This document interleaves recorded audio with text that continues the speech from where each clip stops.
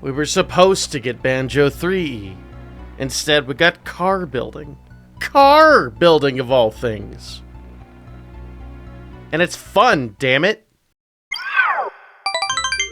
Hello, the peoples. My name is Factor, an RNG Factor, and today we're going over something I've been promising for a year and a half now. Oh, and by the way, Schwib, so sorry for the delay. Wait, isn't Nuts and Bolts a terrible game?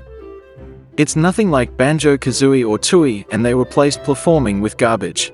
Nuts and Bolts is a game that has an unfortunate reputation in part caused by their own marketing team. I mean, look at this trailer. Where's the cars? Where does it say this isn't Banjo 3E? It's just a spin-off thing we made to relate to the first two games. It caused so much confusion and caused an uproar all over the place online. Not that the writing in-game was any help. But I think I'm getting ahead of myself a little bit. Let me show you what Nuts and Bolts really is.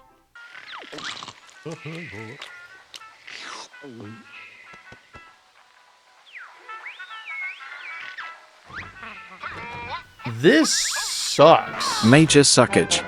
This is possibly one of the worst intros to a sequel I have ever played in my life, and that is not an exaggeration. You know what? Butter, briefly summarize it. Banjo and Kazooie get fat from lack of adventures, Grunny comes back again, they fight, but Lord of Games or Log, our new host, is introduced to tell us we suck. He makes us race slowly despite telling us to collect things. Log stops the race, tells us kids these days only want to shoot things, changes the meta to car building, and sends us to an entirely new area. So Log basically tells us, nah, Banjo-Kazooie and Tooie were awful games. This is what we need, and that pisses me off. Kazooie and Tooie were great mostly for the gameplay and partly for the fun character dialogue, which this game does not do well. The writing, man. The writing in this game is so bad. It's so bad. They try and use unfunny, very meta humor in everything. Like almost everything. That includes side characters, main characters, the people on the street. It's literally everyone. It's like that Velma show where they explain everything that's happening, but it's like as it's a concept and that it's happening in real life.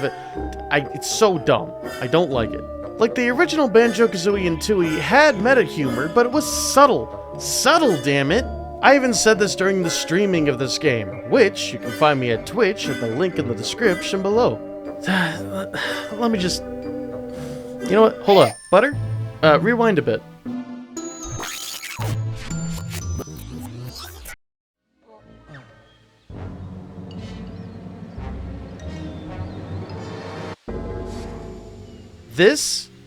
This right here, this is the most insulting part of the game. I don't think I've emphasized this enough. He talks about how collecting things is boring and pointless. That was literally the reason I was playing the games in the first place. The objects you collected were used as gateways. It also incentivized you to explore each area and help the people in those levels because they gave you stuff. Every time you fully collected everything in a level, it was like you accomplished something. Well, in Kazooie anyway. Tooie was a little different. That's a conversation for later. The point is, if you got to this point and dealt with Log for the time he was here and you quit, you know what? I don't blame you. That's fair. It is a stupid intro. But despite the writing, despite the insulting dialogue, and despite the story we're given, we're now finally able to play the game.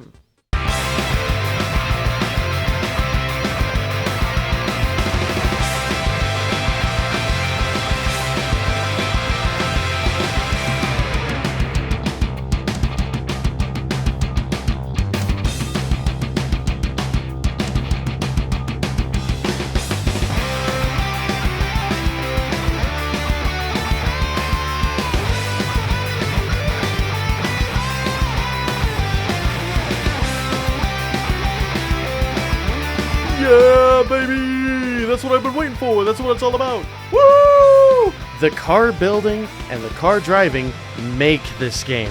Holy crap, it's so much fun. You can make any car you want, any vehicle you want, anything you want really. As long as it attaches, it'll function. You can come up with some crazy designs, and because we're playing on an Xbox One instead of a 360, the loading screens are lightning fast, and it makes it so much better for configuring and testing different vehicles, which is better than when I played it on the 360 when there was quite a bit of loading. The tutorial is a little long, but I already know how it works, and I know that all you need to make to win anything is a seat, an engine, and a wheel, baby. Let's drive! It appears there's physics in this game. Let's delve into the cars as a concept for a second.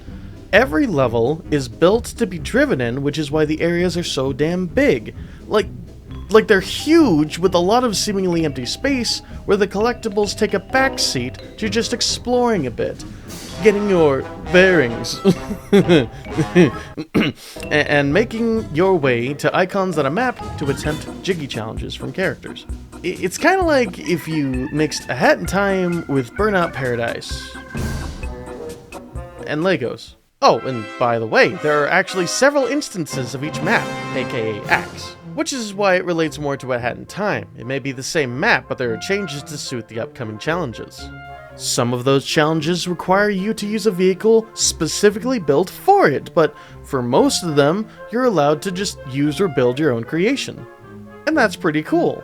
You can make cars, bikes, trikes, tanks, planes, helicopters, trucks, whatever this thing is. You can make a motorcycle and call it Steve! I know I did! Literally, as long as it connects, it'll function. Hell, you don't even have to make it connect. Watch! Beautiful. Building cars is literally half the fun of the game. If you don't like how something works, go back into the builder and change it super quick. The more you get used to it and how the menus work, the easier the building flows. And, okay, like, duh, right? Like, of course you get used to something the longer you use it, but on the other hand, you kind of have to get used to it because sometimes the controls for building get a little confusing. Actually, it's just like the Gumi ship editor in Kingdom Hearts. That is surprisingly accurate. And it's not like it's only about building or challenges. There's tons to explore in the main area called Showdown Town. There's crates with extra stuff you can build with, familiar characters that are poorly written. You can run over everyone. The town itself encourages you to go further in the game because the more you fight Grunty in each world, oh, by the way, she's your main antagonist still, the more stuff gets added to your town vehicle, which you can use on your custom vehicle, which you can use to beat jiggy challenges, which you can use to unlock more areas, which are used to eventually beat the game. Everything ties into itself, which is kind of what the original Banjo-Kazooie did. Man, like, there's so many good things about this game. Why do people even hate it? Hey Factor, I looked online for videos about nuts and bolts and found this video. Oh, right. Now, obviously, this wasn't the sole reason why this is hated, but still, it is very prominent. See, my first exposure to nuts and bolts, and probably like a decent amount of you, was Jontron's video on it where he complained about the game and how it wasn't a real Banjo game and how bad it was, and it was a funny video. You know, it still is a funny video, but there's a few things that bother me about it. Most of the video was about Rare as a company and the beginning of the game. His main point was, this isn't the 3D platformer we were promised, and he's right. This is a spin-off that treats itself like a sequel since the beginning acts more like a continuation of the second game. On the other hand, after rewatching the video, it turns out that's his only point. He doesn't really go over the gameplay, or really the building, or how shitty dialogue. Well, he kinda does. It is pretty bad. And it ends up just being a rant rather than just talking about the game as a whole, which I find a little unsettling. It's like his whole point was to say you should be mad that we didn't get what we wanted. However, I do wholeheartedly agree with one point he made. This should have been called Tip Top Nuts and Bolts. Why slap Banjo-Kazooie on this? Yes! Yes! Yes, it should have been Tip Top's Nuts and Bolts. Or any other character, really. If the entire game was just replaced with a different character, kept the gameplay, you can even keep the plot, this would have been a cult classic, or at least, you know, decent, rather than just some PR disaster. Because if there's two things this game has, it's the building, and it has a little bit of subtle charm to it. Check out these animations. And I don't mean the models, I mean the animations specifically.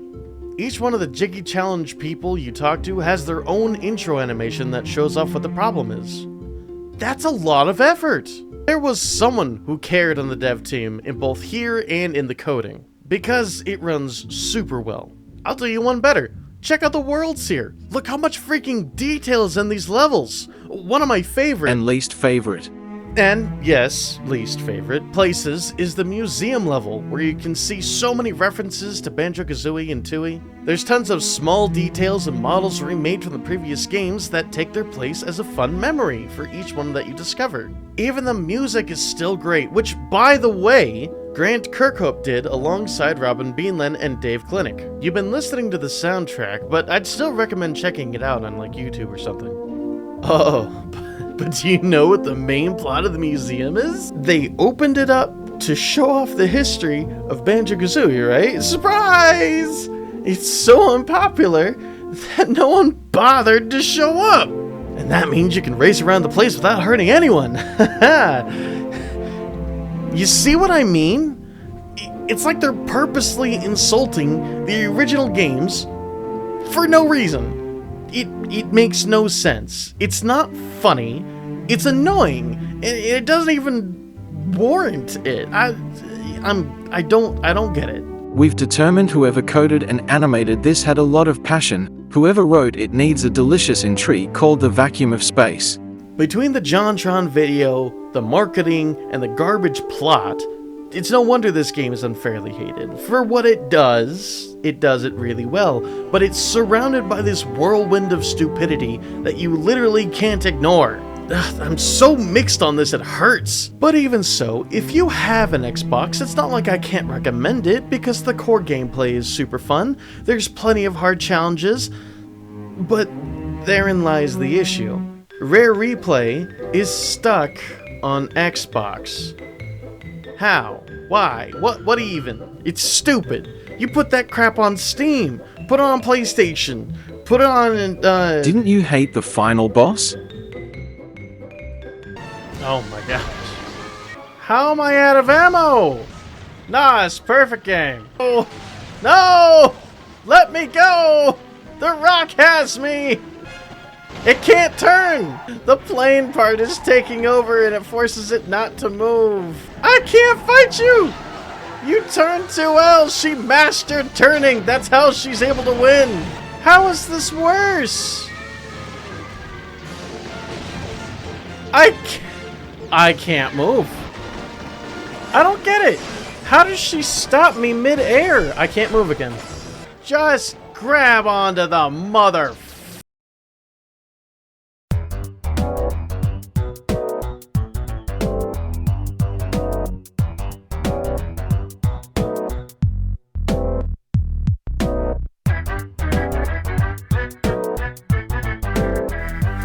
There.